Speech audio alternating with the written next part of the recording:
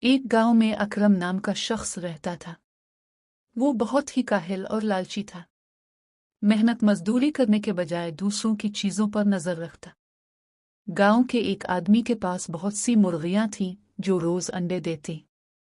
اکرم کے دل میں خیال آیا کہ اگر میں ایک مرغی چرا لوں تو مفت کا کھانا بھی ملے گا اور انڈے بھی۔ ایک رات وہ دبے پاؤں اس آدمی کے گھر کے مرغی خانے میں گھس گیا۔ جیسے ہی اس نے ایک مرغی کو پکڑنے کی کوشش کی، مرغی زور زور سے شور مچانے لگی۔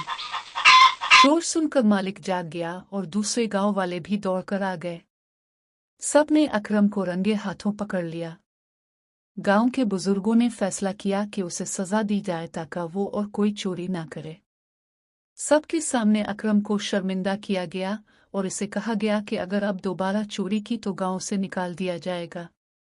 اس دن کے بعد اکرم کو اپنی غلطی کا احساس ہوا۔ اس نے محنت مزدوری شروع کی اور رزق حلال کمانے لگا۔ جلد ہی وہ سب کی نظروں میں اچھا انسان بن گیا۔